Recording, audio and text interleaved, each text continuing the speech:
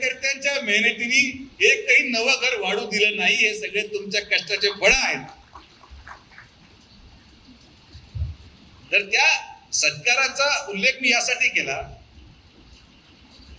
की जे काही ते सांगायचा प्रयत्न करतायत गणेश कारखान्या संदर्भात, तर मी तुम्हाला एक गोष्टीची खात्री तेव्हाही दिली आणि आजही देतो की या क्षणापासून किंवा त्या दिवसापासून ज्या कालावधीमध्ये आपल्या पॅनलचा पराभव झाला त्या कालावधीपासून तर शेवटच्या जोपर्यंत मी आहे तोपर्यंत गणेश सहकारी साखर कारखान्याची निवडणूक मी लढवणार नाही, आमचे लोक लढवणार नाही, आमचे कार्यकर्ते लढवणार नाही.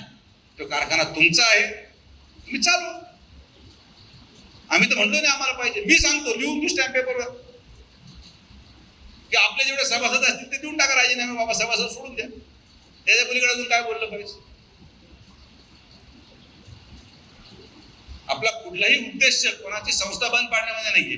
जी न्यायालयीन लढाई आहे, जी हक्काची लढाई आहे, आमची लढाई दिलीपराव फक्त आणि फक्त आमचे प्रवरेचे पैसे सुरक्षित ठेवण्यासाठी आहे.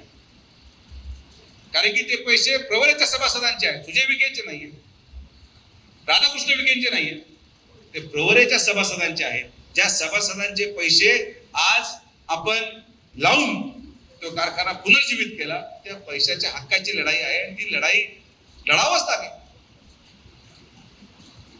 त्या व्यतिरिक्त आमचा कोणाचाही द्वेष नाही, आमच्या कोणाबद्दल आम्हाला काही मांडायचं पण नाहीये. आणि जे आज संगमनेरहून येऊन इथं भाषण केलं की आपला ऊस बाहेरच्या लोकांना घेऊ जाऊ देणार नाही. बाबांनो, आम्ही गणेश कारखाना चालत असताना तुम्ही किती ऊस नेला याचा हिशोब द्या.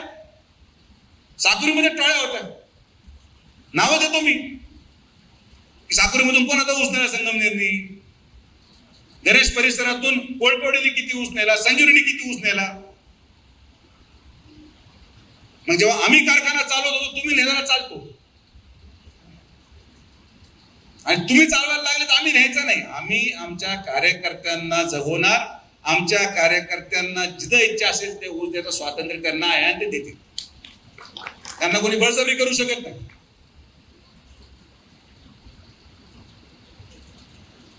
तर माझं मी तुम्हाला स्पष्ट सांगतो, माझा वाद कुठल्याही व्यक्तीशी नाही. कोपरगावमध्ये 2 आमदार झाले याचा आनंद मलाच आहे. त्यांना संधी मिळाली, त्या संधीचं सोनं त्यांनी करावं, तालुक्याच्या विकासासाठी करावं. गणेश परिसरामध्ये त्यांना वाटतं त्यांना काही योगदान द्यायचंय, देऊ द्या.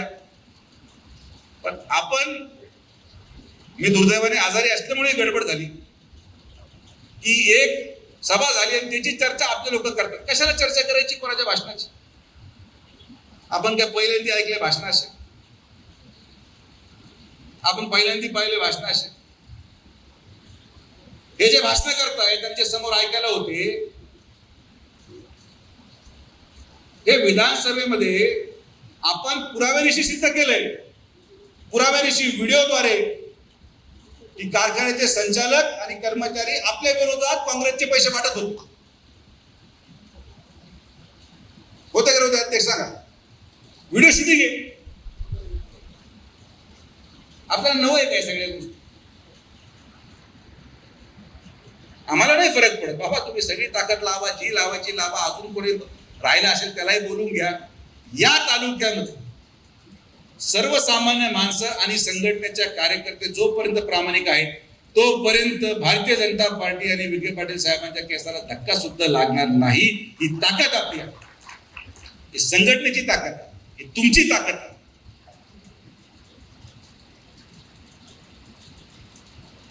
तर आपल्याला संघर्ष नवा नाही, आपल्याला कुरवड्या नव्या नाहीये, आपल्याला शेजारून झालेलं अतिक्रमण नवं नाही.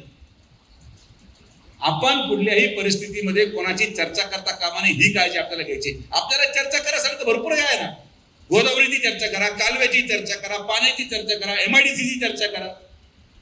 आज राहता तुम्हाला मी सांगतो, लिहून देतो की 2 वर्षामध्ये जेव्हा राहत्या शहरामध्ये तुम्ही जाल, आज एक जाऊन या, फोटो काढा, व्हिडिओ काढा, आणि 2 वर्षानंतर राहत्या शहरामध्ये तुम्हाला ते शहर ओळख होणार नाही. एवढं अवढव्य आणि सुंदर शहर आपण राहता करणार आहोत. राहताची ओळख, त्याची सुंदरता राहील. आपलं काम आहे, आपण सत्तेमध्ये आहोत, आपण काम. विरोधकाची चर्चा होता का? आपण आपली चर्चा करा, मजा करा, काय त्रास बनू. सगळ्यांचे काम होतील असंही नाही, काही कामं मागं राहतील, काही कामं पुढे येतील.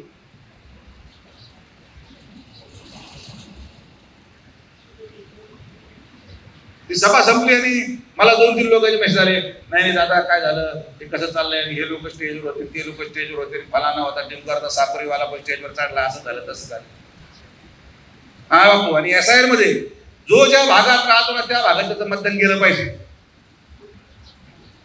साकुरीवाला शिर्डी राहतच नको, राहतावाला साकुरीत नको.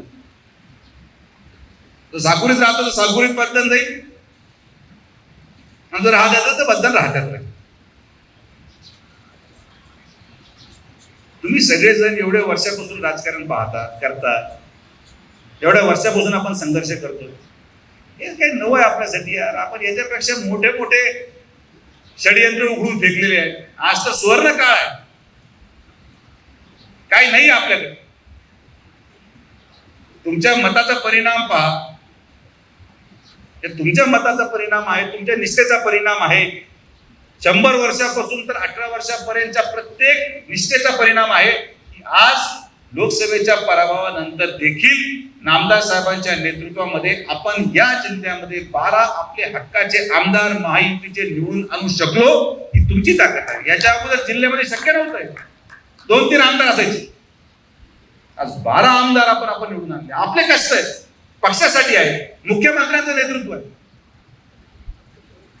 हे तुम्हाला काय वाटतं गोदावरी 350 कोटी कशा आहेत? कारण की आपण जेव्हा मुख्यमंत्री महोदयांना म्हटलं की मुख्यमंत्री महोदय हे आमच्या तालुक्याचं काम एवढं तर झालंच पाहिजे, नाही म्हणू शकले नाही, लगेच सही झाली, सगळे काम.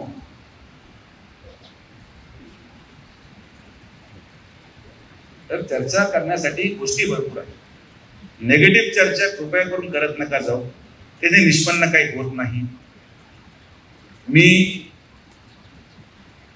आवर्जून सांगतो तरी मी सत्कार ठेवतो, हा ना, इथं करू आपल्या कार्यकर्त्यांच्या माध्यमातून. आमचं काय म्हणतात, पक्ष वाढला पाहिजे, पक्ष मोठा झाला पाहिजे, कोणी व्यक्तिगत शत्रू नाही. मी तुम्हाला आजही सांगतो की माझं काही शत्रुता कुठल्या एका व्यक्तीबरोबर नाही, आणि आपण संयमाचीच भूमिका बजावतो. आपण संयमच ठेवलं पाहिजे.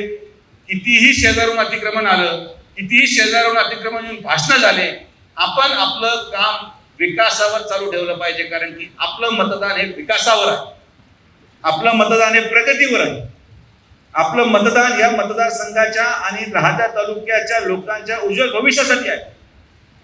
म्हणून लोक मतदान टाकतात, लोक येतात भाषण ऐकायला, मतात रूपांतर होणार. नाही तर ना 40 वर्षाच्या इतिहासामध्ये, 30 वर्षाच्या इतिहासामध्ये ना शिर्डीमध्ये 23-0 झाला असता, ना राहत्यामध्ये 23-0 झाला असतं. वन साइड मेजॉरिटी दिली लोकांनी, वन साइड. कसला परिणाम? विश्वासाचा परिणाम,